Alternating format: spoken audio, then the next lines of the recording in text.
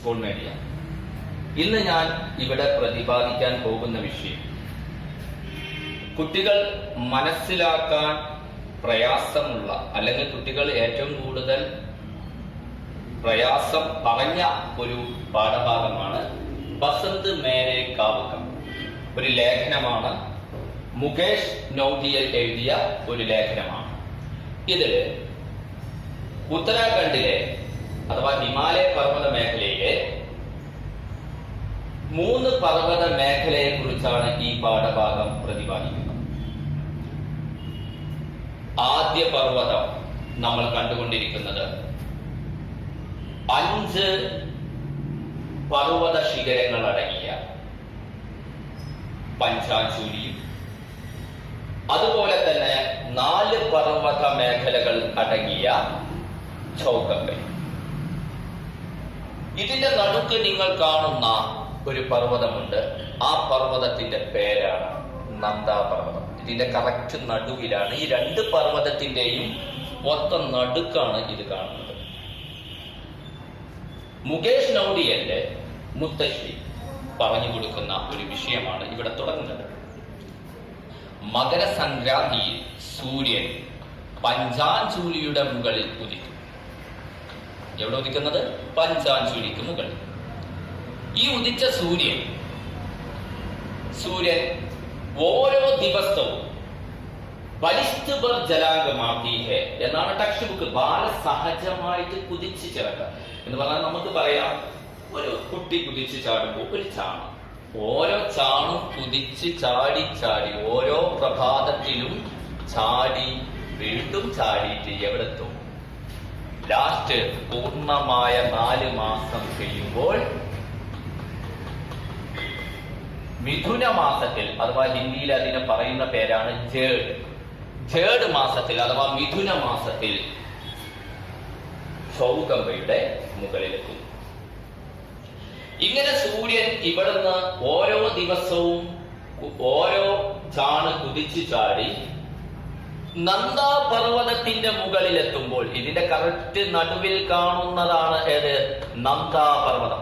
ഇതിന്റെ മുകളിലെത്തുമ്പോൾ അല്ലെങ്കിൽ ഇതിന്റെ ആസ്പാസ് അടുത്തെത്തുമ്പോൾ ഈ നന്ദാ പർവ്വതത്തിൽ ഫ്യൂംലിയുടെ പൂക്കൾ വിടരും.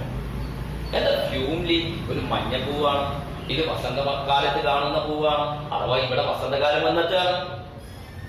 പിന്നെ അതുപോലെ തന്നെ ഇവിടെ നമുക്കറിയാം, നമ്മളൊക്കെ പല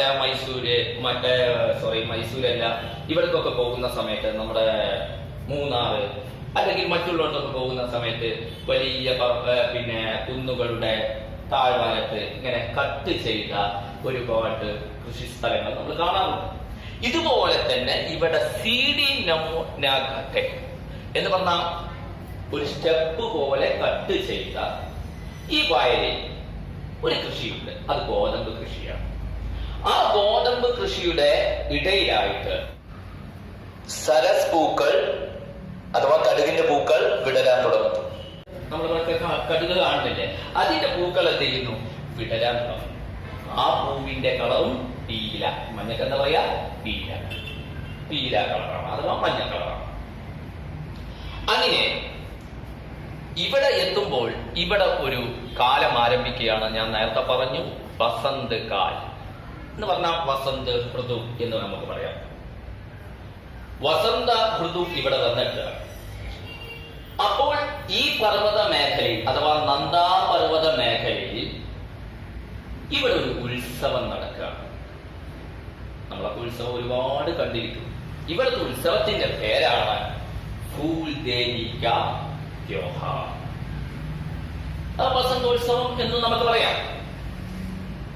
ഇവിടെ നിന്ന് മക്കളെ ഒരുപാട് ക്വസ്റ്റ്യൻ നമുക്ക് സാധ്യതയുണ്ട്.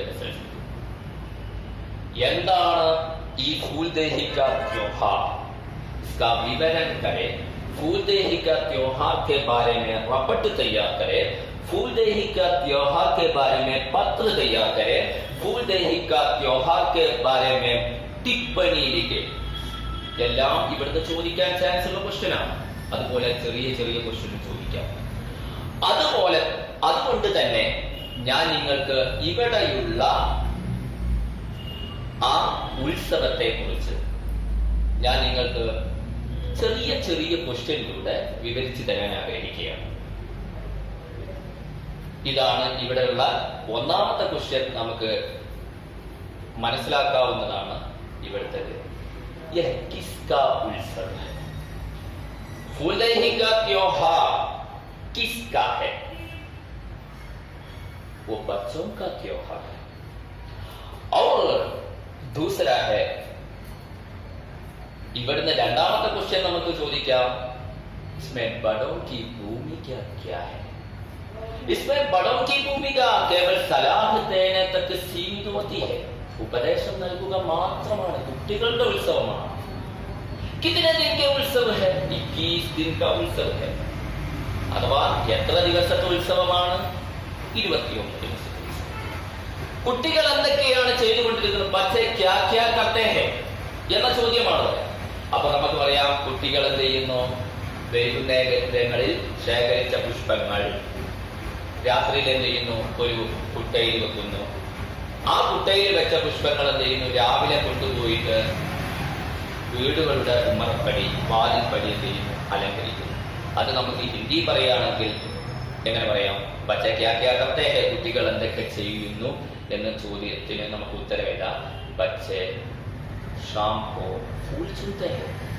इन फूलों को बरंगाल से बनी गागरे को ऊपर रखा जाता है. क्यों रखा जाता है? इसके बीच से एक क्वेश्चन पूछेगा, गागरे को ऊपर फूल क्यों रखा जाता है? ഈ ഗാംഗ്ര എന്ന് പറഞ്ഞാൽ മനസ്സിലായോ എന്താണ്? ഗാംഗ്ര എന്ന് പറഞ്ഞാല് നമ്മള് പറയില്ല, മൺകുടത്തിന്, അതായത് മൺകലത്തിന്റെ മുകളിൽ വെക്കുന്നു. അത് എന്തിനാണ് വെച്ചത് എന്നാണ് നേരത്തെ ഞാൻ ചോദ്യത്തിലായിട്ട് പറഞ്ഞത്. എന്തിനാ? മുർജാന പാനെ കേലിയെ, സുബഹ തക്ക് മുർജാന പാനെ കേലിയെ, പ്രഭാതം വരെ വാടാതിരിക്കാൻ. बाद में सुबह पव पड़ते ही बच्चों की टोलियां गांव भर में घूमती है. അഥവാ കുട്ടികൾ കൂട്ടം ചേർന്നിട്ട് ഗ്രാമം മുഴുവനും ചുറ്റിക്കറങ്ങുന്നു. അതുപോലെ തന്നെ पहले दिन चुने गए फूलों से देहरियों को सजाया जाता है. घर के देहरियों को सजाया जाता है. വീടിന്റെ ഉമ്മറപ്പടി എന്ത് ചെയ്യുന്നു? അലങ്കരിക്കുന്നു. ഇനി ഉമ്മറപ്പടി അലങ്കരിക്കുമ്പോ അവരെന്തെങ്കിലും കൊടുക്കണ്ടേ? നമ്മളിപ്പോ ഒരു ഉത്സവമാകുമ്പോ പിന്നെ വീടിന്റെ അന്യ വീടുകളുടെ ഉമ്മറപ്പടിയൊക്കെ അലങ്കരിക്കുമ്പോ എന്തെങ്കിലുമൊക്കെ അവർ കൊടുക്കും ദക്ഷിണയായിട്ട്. അവിടെ ഒരു ക്വസ്റ്റ്യൻ ചോദിക്കാം, ये घर वाले उसको क्या क्या देते हैं? അവർക്ക് എന്തൊക്കെയാണ് നൽകുന്നത്? അപ്പൊ നമുക്ക് ഇതാ ദാല്, ഗുഡ്, അതുപോലെ തന്നെ സാവൽ, നമുക്ക് പരിചയമുള്ള സാധനങ്ങൾ തന്നെ. ശർക്കര, അതുപോലെ തന്നെ ദാൽ എന്ന് പറഞ്ഞ പരിപ്പ്, സാവൽ എന്ന് പറഞ്ഞ അരി. ये कितने दिन का त्योहार है? 21 दिन का त्योहार है. मैं पहले भी बताया. इसलिए 21वां दिन, 21ാമത്തെ ദിവസം यहाँ एक सामूहिक भोजन भी बनाया जाता है. ഇവിടെ ഒരു സമൂഹ സദ്യയും നടത്തും. ഇതാണ് മക്കളെ ഏത് വസന്തോത്സവം. അങ്ങനെ 21ാമത്തെ ദിവസം ഫൂൽദേഹിക്ക് വിദായിക്ക് സാത്ത് പുഷ്പദേവിയെ യാത്ര അയക്കുമ്പോൾ അതോടുകൂടി അവിടെ ഈ വസന്തോത്സവം അവസാനിക്കുകയാണ്. പിന്നെ നമുക്കറിയാം, ആ മാസം എന്ന് പറഞ്ഞാൽ മേടമാസമായിരിക്കും. അപ്പൊ അവിടെ നമുക്ക് എല്ലാ ഉത്സവത്തിലും നമുക്ക് ഓരോ പാട്ടുകളുണ്ട്. ഇവിടുത്തെ പാട്ട് ചൈതി ഗീതമാണ്. ഏത് ഗീതമാണ്? ചൈതി, മേടമാസ ഗീതം എന്ന് പറയാം. ഈ ചൈതി ഗീതം പാടുന്നവരുടെ പേരാണ് ഔജി. ശ്രദ്ധിക്കണം, ഗീതത്തിന്റെ പേര് ചൈതി, പാടുന്നവന്റെ പേര് അല്ലെങ്കിൽ പാടുന്ന ആ ആളുകളുടെ പേര് ഔജി. ഓക്കെ, ഔജി എന്നാണ് പേര്. ഈ ഔജികൾ ഇവിടെ ഗ്രാമത്തിലെത്തുമ്പോൾ ഭയങ്കര എന്തായിരിക്കും? അവരെ സ്വീകരിക്കലായിരിക്കും. ആ പാട്ട് കേൾക്കാൻ വേണ്ടിയിട്ട് ജനങ്ങൾ കൂടുതലായിരിക്കും. നമ്മൾ ആ ഗ്രാമത്തിൽ എത്തി. ഇപ്പോ നമ്മൾ പറഞ്ഞത് വസന്ത ഉത്സവം അഥവാ ഫൂൽദേഹിക ഉത്സവം, 21 ദിവസത്തെ ഉത്സവം, കുട്ടികളുടെ മാത്രമായ ഉത്സവം. വലിയവരുടെ പങ്ക് അതിൽ ഉപദേശം നൽകുക മാത്രമാണ്. കുട്ടികൾ എന്തൊക്കെ ചെയ്യുന്നത്? കുട്ടികൾ വൈകുന്നേരം പൂക്കൾ ശേഖരിച്ച് അത് റിങ്കാളിൽ വെക്കും, അഥവാ ചൂരൽ കൊണ്ട് നിർമ്മിച്ച ഒരു ഇതിൽ വെച്ചതിന് ശേഷം എന്ത് ചെയ്യുന്നു? രാവിലെ ഇതെന്ത് ചെയ്യുന്നു? എല്ലാ ഉമ്മറപ്പടികളും അലങ്കരിക്കും. അപ്പോൾ എന്ത് ചെയ്യുന്നു? കുട്ടികൾക്ക് ദാനമായിട്ട് അല്ലെങ്കിൽ ദക്ഷിണയായിട്ട് പിന്നെ ശർക്കര പോലത്തെ കാര്യങ്ങൾ കൊടുക്കുന്നു. അവിടെ 21 ദിവസം കുട്ടികൾ ഇങ്ങനെ ചെയ്യും. 21ാമത്തെ ദിവസം ഇതെന്ത് ചെയ്യാണ്, അവസാനിക്കുകയാണ്. അപ്പൊ ഞാൻ പറഞ്ഞത് ഇതിലൊരു പാട്ടുണ്ട്, മേടമാസ ഗീതം. അതിന്റെ പേരാണ് ചൈതി. ആ പാടുന്നവരുടെ പേര് ഔച്ച്. ശ്രദ്ധിക്കണം, പരീക്ഷയ്ക്ക് ചോദിക്കാവുന്ന ചോദ്യങ്ങളാണ്. അതുപോലെ തന്നെ നമുക്കറിയാം, ഇനി സൂര്യൻ 21 ദിവസമാകുമ്പോഴത്തിന് ചാടി ചാടി എന്ത് ചെയ്തിട്ടുണ്ടാവും, ഓരോ ദിവസത്തിലും ഇങ്ങനെ ചലിച്ചുകൊണ്ടിരിക്കുകയാണല്ലോ സൂര്യൻ. അങ്ങനെ ജേഡ് മാസം എന്ന് പറഞ്ഞാൽ മിഥുന മാസത്തിൽ ചൗഖമ്പയുടെ മുകളിൽ എത്തുന്നുണ്ട്. അതിന്റെ മുമ്പ് സൂര്യൻ ഇങ്ങനെ നീങ്ങിക്കൊണ്ടിരിക്കുമ്പോൾ ഇങ്ങോട്ട്, അഥവാ ഈ പർവ്വത മേഖലയിലേക്കൊക്കെ എന്ത് ചെയ്യുന്നുണ്ടാവും, ചൂട് അടിക്കുന്നുണ്ടാവും. ഇതൊരു മഞ്ഞ് മൂടപ്പെട്ട പർവ്വതങ്ങളാണ്. അല്ല, എല്ലാവർക്കും അറിയുന്നതാണ് ഹിമാലയ പർവ്വത മേഖല എന്ന് പറഞ്ഞാൽ മഞ്ഞ് മൂടപ്പെട്ട പർവ്വതങ്ങളാണ്. അപ്പോൾ ഇങ്ങോട്ട് സൂര്യൻ അടിക്കുന്ന സമയത്ത് ഇവിടെയുള്ള മഞ്ഞൊക്കെ ഉരുകി, അല്ലെങ്കിൽ ഇവിടൊക്കെയുള്ള പിന്നെ പർവ്വത മേഖലയിലെ മഞ്ഞൊക്കെ ഉരുകി, ആ മഞ്ഞൊരുകുമ്പോൾ അവിടെ ഒരു പുതിയ പൂക്കൾ എന്ത് ചെയ്യുന്നു, വിടരുന്നു. അതിന്റെ പേരറിയാമോ? ഗുരാംസ് എന്നാണ് പൂവിന്റെ പേര്. എന്താണ്? ഗുരാംസ്. അതിന്റെ കളറ് ചുവപ്പാണ്, ലാൽ. അപ്പൊ ഇവിടെ ഹ്യൂംലി, ഇവിടെ ഗുരാംസ്. ഇനി അങ്ങോട്ട് നീങ്ങും തോറും സംഭവിക്കുന്നത്, ഈ പർവ്വത മേഖലയെ കുറിച്ച് പറഞ്ഞു. ഇനി ഈ പർവ്വത മേഖല ചൗഖമ്പ പർവ്വത മേഖലയില് യമുനോത്രി, ഗംഗോത്രി, ബദ്രിനാഥ്, യമുനോത്രി, ഗംഗോത്രി എന്ന് പറയുന്ന ഒരുപാട് പുണ്യസ്ഥലങ്ങളുണ്ട്. നമുക്കറിയുന്നതാണ് ബദ്രിനാഥിനൊക്കെ കുറിച്ച്. ഇവിടത്തെ പുണ്യസ്ഥലങ്ങളുണ്ട്. ഇവിടെ ഒരുപാട് ക്ഷേത്രങ്ങളും ഒക്കെ ഉള്ള സ്ഥിതി ചെയ്യുന്ന ഒരു സ്ഥലമാണ്. ഇങ്ങോട്ട് സൂര്യൻ എത്തുമ്പോൾ ഇവിടെയുള്ള മഞ്ഞ് എന്ത് ചെയ്യും, ഉരുകിപ്പോകും. ഉരുകിപ്പോകുന്ന ആ മഞ്ഞ് ഇതിലൂടെ ഒഴുകുന്ന ഒരു നദിയുണ്ട്, നമ്മളെ ഗംഗയെത്തി. ആരാണ്? ഗംഗ. ഈ ഗംഗ എന്ന നദിയിൽ എത്തിച്ചേരും. അപ്പൊ നദിയുടെ എന്ത് കൂടണം? വെള്ളം കൂടണം. ആ വെള്ളം കൂടുമ്പോൾ എന്താ സംഭവിക്കുക? ഒഴുക്ക് കൂടും. അപ്പൊ എന്ത് ചെയ്യുന്നു? ഇതിന്റെ ഒഴുക്ക് വർദ്ധിക്കുന്നു.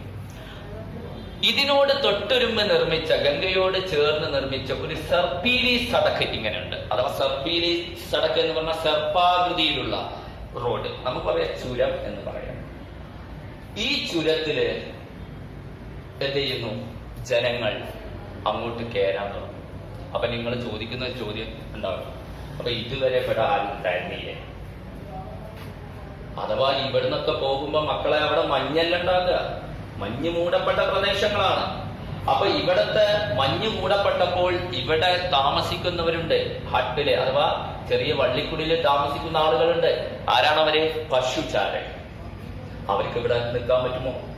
ഇല്ല. അവരെന്ത് ചെയ്യും? അതുപോലെ ക്ഷേത്രങ്ങളൊക്കെ അടച്ചിടും. ആ ടൈമില് മഞ്ഞ് മൂടപ്പെട്ട ടൈമാണ്. അങ്ങോട്ടുള്ള വഴികളൊക്കെ എന്ത് ചെയ്തിട്ടുണ്ടാവും? അടഞ്ഞിട്ടുണ്ടാവും. അതുകൊണ്ട് തന്നെ ഇവരൊക്കെ മഞ്ഞ് മൂടുന്ന സമയത്ത് താഴത്തേക്ക് ആരേക്കും? നമ്മുടെ പശുചാരകരൊക്കെ എങ്ങനെ താഴത്തേക്ക് വരും. പശുചാരകരെന്ന് പറഞ്ഞാൽ മനസ്സിലായ?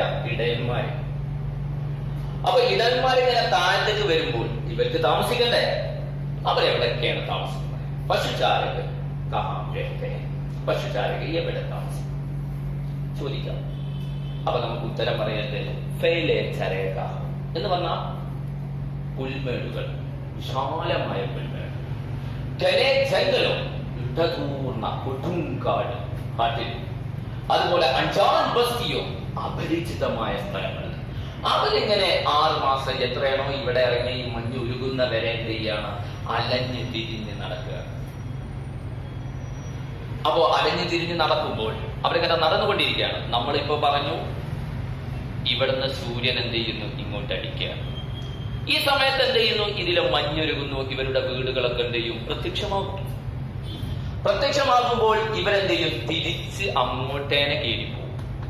കാരണം അവരുടെ വീടുകളിലേക്ക് കയറിപ്പോകും. അപ്പൊ അവരുടെ വീടുകളിലേക്ക് കയറിപ്പോകുന്ന സമയം നമുക്ക് ഇപ്പൊ നമ്മളൊക്കെ ഗൾഫ് പോയി വരുമ്പോ നമുക്കറിയാലോ, നമ്മളെ വീട്ടിലേക്ക് ഇങ്ങോട്ട് തിരിച്ചു വരുമ്പോൾ വേണ്ട ഗൾഫ് പോകണ്ട, ഒരു 8-10 ദിവസം പുറത്തൊക്കെ ഒന്ന് പോയാൽ തിരിച്ചു വരുമ്പോൾ നമുക്ക് ഭയങ്കര സന്തോഷമായിക്കാറ്. ഇതേപോലെ ഇവിടുന്ന് മാസങ്ങൾ കഴിഞ്ഞിട്ടാണ് ഇവരെന്ത് ചെയ്യുന്നത്, തിരിച്ചു കയറുന്നത്. അപ്പൊ അവർക്ക് ഭയങ്കര സന്തോഷമാണ്. അപ്പൊ എന്ത് ചെയ്യുന്നു, ആ സന്തോഷം പ്രകടിപ്പിക്കാൻ അവർ പാട്ടുപാടും, നൃത്തം ചെയ്യും. ഇങ്ങനെയാണ് കയറി പോകുന്നത്. വളരെ സന്തോഷത്തോടു കൂടി അവരെന്ത് ചെയ്യുന്നു, വീട്ടിലേക്ക് കയറി പോകും. അപ്പൊ എങ്ങനെയായിരിക്കും കയറ്റം? ഈ സർപ്പേരി ആകൃതിയിലുള്ള വഴിയുണ്ട്. അതുപോലെ തന്നെ ഇവിടെ എന്ത് ചെയ്യും, ബദ്രിനാഥ്, കേദാർനാഥ് എന്ന ഗംഗോത്രി, യമുനോത്രി എന്ന സ്ഥലങ്ങളിലേക്ക്, ഈ പുണ്യസ്ഥലങ്ങളിലേക്ക് തീർത്ഥാടകരും കയറി പോകുന്നുണ്ടാവും. അപ്പൊ ഈ ഇതെന്ത് ചെയ്യും, പരമാവധി ജനങ്ങൾ കൊണ്ട് നിറയാണ്. പക്ഷേ ശ്രദ്ധിക്കേണ്ട കാര്യം, ഇവിടെ എത്തിയിട്ടുള്ള സൂര്യൻ ഇങ്ങോട്ട് എത്തിക്കഴിഞ്ഞാൽ ഇവിടെ മിഥുന മാസത്തെ ചൂടെന്താണ് അടിക്കൽ, മുഴുവനായിട്ടുള്ള മഞ്ഞ് പോകുന്നു. അതോടുകൂടി ഇങ്ങനെ വണ്ടികളും മറ്റും എന്ത് ചെയ്യുന്നു, കയറി പോവുകയാണ്. ഇതിന്റെ നിങ്ങൾക്ക് അപ്പൊ എന്നോടൊരു ചോദ്യം ചോദിക്കാറുണ്ടോ, മാഷേ ഈ പശുചാരകർ ഇങ്ങോട്ട് ഇറങ്ങിയിട്ട് അങ്ങോട്ട് കയറുന്നു, ഓൾക്ക് എന്തെങ്കിലും വേണ്ടേ? അവരെങ്ങനെയാണ് അവരുടെ ജീവിതമാർഗം കഴിച്ചു കൂട്ടുന്നത് എന്ന് ചോദിക്കുന്നുണ്ടാവും. നമുക്കറിയാം, ഇവിടേക്ക് ഇങ്ങോട്ട് ഇറങ്ങുമ്പോൾ ഒരുപാട് ഗ്രാമങ്ങൾ ഇവിടെ ഉണ്ട്. അതുപോലെ തന്നെ ഇവരിങ്ങനെ അലഞ്ഞ് തിരിഞ്ഞ് നടന്നതിന് ശേഷം ഇവരെ കയ്യില് ഹിമാലയൻ പർവ്വത മേഖലയിലെ കാടുകളിൽ നിന്ന് കിട്ടിയ ഔഷധ ചെടികളുണ്ട്. ഔഷധ ചെടികളുടെ പേരെന്താണ്? കരൻ, ചുരു എന്ന് പറയുന്ന ഔഷധ ചെടികളുണ്ട്. ഈ ഔഷധ ചെടികള് ഈ ഗ്രാമത്തിലെന്തെയും വിൽക്കും. അതുപോലെ തന്നെ നമ്മൾ ആദ്യം പറഞ്ഞു പശുചാരകരാണ് ഇവരെ ഇറങ്ങി വരുന്നത് എന്ന് പറഞ്ഞാൽ ഇടയന്മാരാണ്. ഇടയന്മാരുടെ ഒപ്പം എന്തുണ്ടാവും? കുതിരകളുണ്ടാവും, അതുപോലെ തന്നെ കഴുതകളുണ്ടാവും, അതുപോലെ തന്നെ ആടുണ്ടാകും, അതുപോലെ തന്നെ നായ്ക്കളുണ്ടാവും, ഒക്കെ ഉണ്ടാവും, നായകളൊക്കെ ഉണ്ടാവും. ഇതൊക്കെ എന്താണ് ഇങ്ങോട്ട് ഇറങ്ങി വരിക. ഇവരെന്ത് ചെയ്യുന്നു, ഈ ഗ്രാമങ്ങളിൽ അവരുടെ അവരുടെ കൊടുക്കൽ വാങ്ങൽ എന്ന് പറഞ്ഞ കച്ചവടം ഇവിടെ നടക്കും. അപ്പോ ഇവിടെ എന്തൊക്കെ വിൽക്കുന്നത്? കിടാച്ചടി, കരൺ, ചുരു, അതുപോലെ തന്നെ ജാന്തകളെയും ഇപ്പൊ മനസ്സിലായ? ഇങ്ങോട്ട് ഇറങ്ങി വരുന്നവരുടെ കയ്യിൽ എന്തുണ്ട്? ഒരുപാട് മൃഗങ്ങളുണ്ട്. ഇവിടെ നിന്ന് ഇങ്ങനെ തിരിച്ചു പോകുമ്പോൾ ആ മൃഗങ്ങളുണ്ടാകും, അതിനോടൊപ്പം ആരുണ്ടാവും? കിടാച്ചടി, കരൺ, ചുരു എന്ന് പറയുന്ന ഹിമാലയത്തിലെ ദുർലഭമായി ലഭിക്കുന്ന, നമുക്കൊന്നും പെട്ടെന്ന് കിട്ടാത്ത ഔഷധ ചെടികളുണ്ടാവും, അതിന്റെ വേരുകൾ. ആ വേരുകൾ എന്ത് ചെയ്യുന്നു? ഈ ഗ്രാമവാസികൾക്ക്. പക്ഷേ ഇവിടെ ഗ്രാമവാസികളും ഇവരും തമ്മിലുള്ള ഒരു ബന്ധം നമ്മളൊന്ന് നോക്കണം. നമ്മളെ നാട്ടിലേക്ക് ഇതേപോലെ ഇറങ്ങി വന്ന് വിറ്റിട്ട് മുഴുവൻ പൈസ കൊടുക്കാതാണ് പോയാൽ പിന്നെ തിരിച്ചു വരുമ്പോ അത് ചോദിച്ചാൽ നമ്മൾ കൊടുക്കുവോ? യാകാടാ കൊടുക്കും, അല്ലെ? നമ്മൾ അറിഞ്ഞിട്ടേലുണ്ടാവില്ല അങ്ങനത്തെ ഒരു സംഭവം. പക്ഷെ ഇവിടെ വിശ്വാസത്തിന്റെ ബലത്തിലാണ് കച്ചവടം എന്ന് പറഞ്ഞാൽ ഇവിടെ വിൽക്കപ്പെടുമ്പോൾ ഫുള്ള് പൈസ കൊടുക്കേണ്ട, മുഴുവനായിട്ട് പൈസ കൊടുക്കേണ്ട ആവശ്യമില്ല. ഉള്ളത് കൊടുത്താൽ മതി എന്ന് പറഞ്ഞാൽ 400 രൂപയ്ക്ക് സാധനം എടുത്താൽ 200 കൊടുത്താൽ മതി. അങ്ങനെ അവര് തിരിച്ചു പോകും നമ്മൾ പറഞ്ഞല്ലോ. അപ്പൊ എപ്പോഴാണ് ഇത് തിരിച്ചു വാങ്ങുക? അതിന് ചോദ്യം വരില്ലേ? എന്ന് പറഞ്ഞാൽ ഇവിടെ വീണ്ടും എന്ത് സംഭവിക്കും? കുറെ മാസങ്ങൾ കഴിഞ്ഞാൽ വീണ്ടും മഞ്ഞാവും. അപ്പൊ വീണ്ടും അവരെന്ത് ചെയ്യും? തിരിച്ചു വരും. തിരിച്ചു വരുന്ന സമയത്ത് ഇവർ ആ പുരാണി വസൂലിക്കാക്കി പഴയതെന്ത് ചെയ്യും? തിരിച്ചു പോകും. ഇങ്ങനെയാണ് ഇവരുടെ ജീവിതമാർഗം ഇവിടെ നടക്കുന്നത്. അതുപോലെ ബദ്രിനാഥിലേക്കുള്ള യാത്ര, ബദ്രിനാഥ്, കേദാർനാഥ്, ഗംഗോത്രി, യമുനോത്രി, ഈ യാത്രാ മാർഗത്തിൽ ഞാൻ പറഞ്ഞു ജനങ്ങളുടെ തിക്കുന്തരക്കായിരിക്കും. കാരണം ഇവിടെ 3rd മാസം ആരംഭിച്ചു, മിഥുന മാസം എന്ന് പറഞ്ഞാൽ കൊടും ചൂടായി. അതുകൊണ്ട് മഞ്ഞുരുകി ഇത് റോഡൊക്കെ തെളിഞ്ഞു അങ്ങ് കയറുന്നത്. ഇത്രയാണ് ഈ പാഠഭാഗത്തിൽ പ്രതിപാദിക്കുന്നത്. പക്ഷെ ഇവിടെയുള്ള ക്വസ്റ്റ്യന് നമ്മൾ ശ്രദ്ധിക്കേണ്ടതാണ്. നമുക്കറിയാം, ഞാൻ 2 ഭാഗങ്ങൾ നിങ്ങൾക്ക് പറഞ്ഞു തരാൻ ആഗ്രഹിക്കുകയാണ്. ടെക്സ്റ്റ് ബുക്കിലെ 72ാമത്തെ പേജും 73, പഴയ ടെക്സ്റ്റ് ബുക്കാണെങ്കിൽ 62 63. ഈ ടെക്സ്റ്റ് ബുക്കിലെ 72ാമത്തെ പേജിലെ 3ാമത്തെ പാരഗ്രാഫ് അഥവാ വസന്തകാലത്തെ കുറിച്ചാണ്. അതിലുണ്ട് ഫൂൽദേഹിക്കാത്യോഹാറും എല്ലാ വിവരണവും അതിലുണ്ട്, അതിനെ കുറിച്ചുള്ള വിവരണം. അതുപോലെ തന്നെ 73ാമത്തെ പേജിലെ ഏകദേശം വലത്തെ സൈഡിൽ റൈറ്റ് സൈഡിലെ ഒന്നാമത്തെ പാരഗ്രാഫില് ശ്രദ്ധിക്കണം, ഒന്നാമത്തെ പാരഗ്രാഫില് വലത്തെ സൈഡിൽ ഒന്നാമത്തെ പാരഗ്രാഫില് 7ാമത്തെ ലൈന് മുതൽ തുടങ്ങുന്നുണ്ട്. 2K മോസം ബർഫിയിലെ ഇലാക്കോം സെ നിച്ചലെ ഇലാക്കോം ഇങ്ങനെ പറഞ്ഞ് തുടങ്ങുന്ന അത് മുതൽ ലാസ്റ്റ് ആ പാരഗ്രാഫിന്റെ ലാസ്റ്റ് ഉണ്ട് ആപസി വിശ്വാസ് കെ ദം പർ ലേൻ ദേൻ ചൽ രഹാ ഹൈ. അതുവരെ നിങ്ങൾ പഠിച്ചാൽ ഏകദേശം അതിൽ നിന്ന് തന്നെ 5-6 ക്വസ്റ്റ്യൻസ് നിങ്ങൾ കിട്ടും. ഇതിലുള്ള കാര്യങ്ങൾ നേരത്തെ ഞാൻ പറഞ്ഞു, ഇതിലുള്ളത് പറയാൻ നിൽക്കുകയാണ്. ഒന്ന്, പശുചാരകരെ കുറിച്ചുള്ള ടിപ്പണി ചോദിക്കും. പശുചാരകരെ കുറിച്ചുള്ള അപ്പൊ പശുചാരകർ എന്താന്നൊക്കെ അതിൽ കറക്റ്റ് ആയിട്ട് തന്നിട്ടുണ്ട്. അപ്പൊ പശുചാരകരെ കുറിച്ചുള്ള ടിപ്പണി ചോദിക്കാം. രണ്ടാമത്തത് അതിൽ ചോദിക്കാൻ ചാൻസ് ഉള്ളത് आपसी विश्वास के दम पर लेन देन. ഈ ശീർഷക पर रपट तैयार करें. ഈ ശീർഷകത്തിൽ ഒരു റപ്പട്ട് തയ്യാറാക്കാം, അത് ചോദിക്കാൻ ചാൻസ് ഉണ്ട്. അപ്പൊ ഞാൻ പറഞ്ഞു 2K മോസം മുതൽ ലാസ്റ്റ് വരെ അങ്ങോട്ട് എന്ത് ചെയ്താൽ മതി, റപ്പട്ട് പോലെ എഴുതി കൊടുത്താൽ മതി. അതുപോലെ തന്നെ ഇതിന്റെ ഉള്ളിൽ മറ്റൊന്ന് ചോദിക്കാം, എന്ത് പശുചാരകി ക്യാ ക്യാ ബേച്ചത്തെ, പശുചാരകി എന്തൊക്കെ വിൽക്കുന്നത്.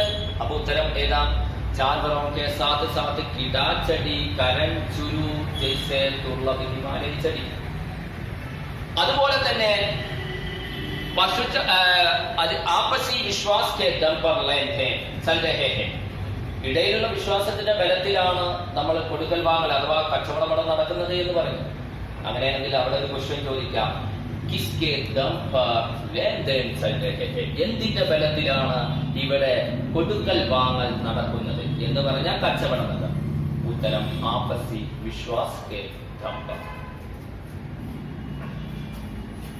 ഇങ്ങനത്തെ ഒരുപാട് ക്വസ്റ്റ്യൻസ് ഇവിടെ നിന്ന് ചോദിക്കാം. അതിൽ നിന്ന് ഞാൻ പറഞ്ഞു റപ്പട്ട് ചോദിക്കാം, അതിൽ നിന്ന് പശുചാരകരെ കുറിച്ചുള്ള ടിപ്പണി ചോദിക്കാം, അതിൽ നിന്ന് തന്നെ ഈ ഏരിയയിൽ നിന്ന് തന്നെ പശുചാരകർ എന്തൊക്കെ വിൽക്കുന്നത് എന്ന് ചോദിക്കാം, എന്തിന്റെ വിശ്വാസത്തിലാണ് കച്ചവടം നടക്കുന്നത് എന്ന് ചോദിക്കാം. ഇങ്ങനത്തെ ചോദ്യങ്ങള് പിന്നെ ഒരു ചോദ്യം കൂടി ഇവിടുന്ന് ചോദിക്കാം, എന്റെ വസൂലി കബി കി ജാതി ഹെ, അപ്പിനി പുരാനി വസൂലി കബി കി ജാതി ഹെ. തങ്ങളുടെ പഴയത് എപ്പോഴാണ് തിരിച്ചു വാങ്ങുന്നത്. അപ്പൊ നിങ്ങൾക്ക് ഉത്തരം എഴുതാൻ പറ്റും, ബർഫീലി ഇലാക്കോ ബർഫീലി समय बर्फ के समय निचले इलाकों के और आते जाते എന്ത് താഴ്ന്ന പ്രദേശങ്ങളിലേക്ക് വരുന്ന സമയത്താണ് ഇവരെന്ത് ചെയ്യുന്നത്, തിരിച്ചു വാങ്ങുന്നത്. ഒരു കാര്യം ശ്രദ്ധിക്കേണ്ടത്, ഈ 2 പാരഗ്രാഫ് നിങ്ങൾ ശ്രദ്ധിച്ച് പഠിക്കുകയാണെങ്കിൽ ഇതിൽ നിന്ന് തന്നെ നിങ്ങൾക്ക് SLCക്കുള്ള ക്വസ്റ്റ്യൻ വരുമെന്നാണ് എന്റെ പ്രതീക്ഷ. അപ്പോ എല്ലാവർക്കും മനസ്സിലായി എന്ന് കരുതുന്നു. അതുപോലെ തന്നെ ജീനിയസിലെയും ലയോഡയുടെയും അധ്യാപകരാണ് നിങ്ങൾക്ക് മുമ്പിൽ കുറച്ച് ദിവസങ്ങളായിട്ട് ക്ലാസുകൾ നടത്തിക്കൊണ്ടിരിക്കുന്നത്. എല്ലാവർക്കും എല്ലാവിധ വിജയാശംസകളും നേരുന്നു. ഇനിയും ഞങ്ങളുടെ ക്ലാസുകൾ പ്രതീക്ഷിക്കാം. Good bye.